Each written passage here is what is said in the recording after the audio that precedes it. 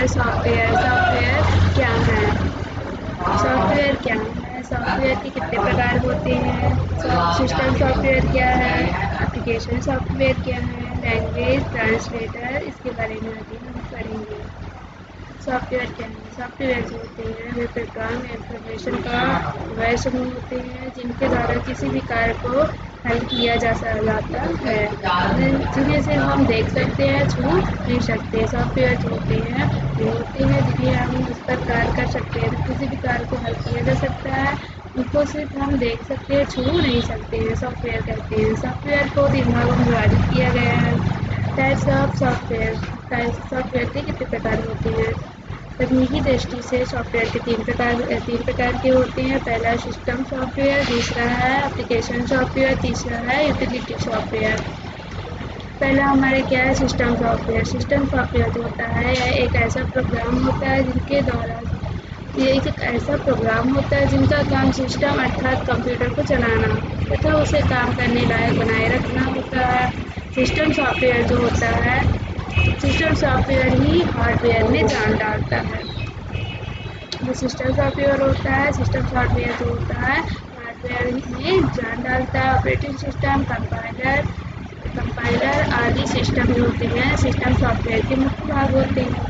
Operating system जो होते हैं, ऑपरेटिंग सिस्टम के माध्यम से सिस्टम सॉफ्टवेयर कंप्यूटर के कामकाज पर नियंत्रण रखता है। और सिस्टम सॉफ्टवेयर जो होते हैं कंप्यूटर के बाहरी उपकरणों जैसे मॉनिटर, प्रिंटर, स्टोरेज डिवाइस पर अपना नियंत्रण रखता है। सिस्टम सॉफ्टवेयर के उदाहरण है operating system, assembler, compiler, interpreter. Next हमारा क्या है? Application software. जो एप्लीकेशन सॉफ्टवेयर वैसे प्रोग्राम को कहा जाता है जो हमारे कंप्यूटर पर आधारित मुख्य कामों को करने के लिए लिखे जाते हैं, जो आवश्यकतानुसार भिन्न भिन्न उपयोगों के लिए भिन्न भिन्न सॉफ्टवेयर होते हैं। वेतन की गणना करना, लेन देन का हिसाब, वस्तुओं का स्टॉक रखना, बिक्री का हिसाब लगाना आदि कामों के लिए लिखे गए प्रोग्राम ही एप्लीकेशन सॉफ्टवेयर कहे जाते हैं। एप्लीकेशन सॉफ्टवेयर के उदाहरण है जैसे income tax software, railways reservation software, Microsoft short software, Microsoft Word, Microsoft Excel, Microsoft PowerPoint, video player. Next हमारे यूटिलिटी सॉफ्टवेयर। यूटिलिटी सॉफ्टवेयर वे सॉफ्टवेयर होते हैं जो कंप्यूटर संसाधनों को बनाए रखने के लिए नियंत्रित करने में मदद करता है। पहला हमारा मदद करता है एंटीवायरस। पहला हमारा एंटीवायरस सॉफ्टवेयर जैसे हो गया backup software, disk tool software. Next है लैंग्वेज यानी भाषा। भाषा क्या होता है? भाषा एक माध्यम है जिसके द्वारा किसी भी व्यक्ति से कम्युनिकेट किया जाता है। कंप्यूटर के अंदर 2 प्रकार की भाषाएं होती है। पहला लो लेवल लैंग्वेज, दूसरा है high level language. Low level language पहला हमारा क्या है? Low level language. Low level language होता है यह सबसे पुरानी भाषा है। कंप्यूटर भी इसी भाषा के ऊपर कार्य करता है। इस भाषा को 2 भागों में विभाजित किया गया है। पहला मशीनी लैंग्वेज, दूसरा हमारा असेंबली लैंग्वेज। मशीनी लैंग्वेज जो होता है, मशीनी लैंग्वेज यानी 0 और 1 के रूप में होती है। इसी को बाइनरी कोड भी कहा करते हैं यानी कहा जाता है। मशीनी लैंग्वेज ही लो लेवल लैंग्वेज कहलाती है। जो मशीनी लैंग्वेज होती है जैसे 0 1 यही सब होती है, लो लेवल लैंग्वेज कहलाती है। यह भाषा जो होता है यूजर फ्रेंडली नहीं है क्योंकि यह हर व्यक्ति इस भाषा को नहीं समझ सकता। यह भाषा जो होती है मशीन पर भी निर्भर करती है। इस भाषा को हर मशीन के ऊपर नहीं चलाया जा सकता है। इसको चलाने के लिए अलग मशीन बनाई जाती है। नेक्स्ट हमारा क्या है? असेंबली लैंग्वेज होता है। असेंबली लैंग्वेज भी लो लेवल लैंग्वेज के रूप में कार्य करती है। यह लैंग्वेज मशीनी लैंग्वेज का नया रूप है। इस लैंग्वेज में कुछ इंग्लिश शब्दों का प्रयोग किया जाता है जिन्हें कि न्यूमेरिक कोड भी कहते हैं। यह कोड होता है कैलकुलेशन के लिए बनाए गए थे जैसे ऐड, मल्टीप्लाई, डिवीज़न इत्यादि। नेक्स्ट हमारा हाई लेवल लैंग्वेज।